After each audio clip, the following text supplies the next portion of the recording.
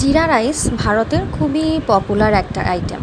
এটা বানানো খুবই সহজ এবং এটার টেস্টটা যদি বলি এটা অনেক মজার এবং ভালো হয়। আজকে আমি জিরা রাইসটা বানাবো। এটা বানানো খুবই সহজ এবং খুবই কম উপকরণ এখানে দরকার পড়ে। কী কী লাগবে আমি এখানে দেখিয়ে দিয়েছি। এখন আমি ফার্স্টেই যেটা করব সেটা হচ্ছে গরম পানি বসাবো, এর মধ্যে একটু গরম মশলা দিয়ে দিব, গোটা গরম মশলা। চাল আমি ধুয়ে কিছুক্ষণ একটু ভিজিয়ে রেখেছিলাম, অলমোস্ট আধা ঘন্টার মতো। এরপরে হচ্ছে আমি চালগুলোকে ভালো করে ধুয়ে গরম পানির মধ্যে দিয়ে দিচ্ছি। গরম পানিতে দিয়ে ভালো করে হচ্ছে হওয়া পর্যন্ত অপেক্ষা করতে হবে, মানে ভাতটা অলমোস্ট পুরোপুরি এখানে রান্না করে ফেলতে হবে। ভালো করে চাল সেদ্ধ হওয়া পর্যন্ত আমার ওয়েট করতে হবে। আমার অলমোস্ট আধা ঘন্টার মতো লেগেছিলো সম্পূর্ণ ভাতটা প্রপার হতে। আমি এর মাঝখানে একটু সয়াবিন তেল এবং হচ্ছে একটু লেবুর রস দিয়েছিলাম। এতে হচ্ছে ভাতটা একদম সাদা ধবধবে থাকে এবং ঝরঝরে থাকে, একটার সাথে একটা লেগে যায় না।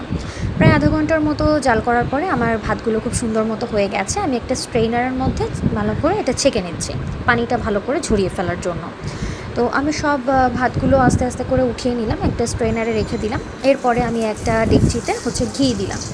ঘি দিয়ে ভালো করে হচ্ছে ঘিটা একটু গলে যাওয়া পর্যন্ত ওয়েট করব। এর মধ্যে হচ্ছে আমি গোটা জিরা দিয়ে দিব। গোটা জিরা দিয়ে জিরাটা ভালো করে ভাজতে ভাজতে এর মধ্যে হচ্ছে আমি পেঁয়াজ রসুন পেঁয়াজ এবং হচ্ছে কাঁচামরিচ, এই দুটো লাগবে। রসুন আবার দেওয়া যাবে না। পেঁয়াজ এবং কাঁচামরিচ কুচি আমি এর মধ্যে দিয়ে দিলাম। দিয়ে ভালো করে একটু এটা হালকা করে ভেজে নিতে হবে। মূলত এটাকে আমি যদি সহজ ভাষায় বলি, এটা হচ্ছে জিরা ফোড়ন দেওয়া আর কি।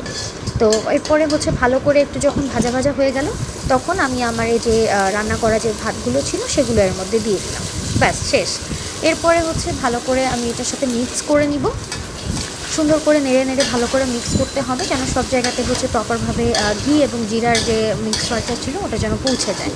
তো এরপরে হচ্ছে আমি পরিমাণ মতো লবণ দিয়ে দিব, কারণ আমি সেদ্ধ করার সময় লবণ ব্যবহার করিনি, পরে ব্যবহার করার জন্য। ব্যাস ভালো করে মিক্স আপ করে নিলেই আমার জিরা রাইস রেডি। কি খুব সহজ না? বাসায় অবশ্যই ট্রাই করবে সবাই।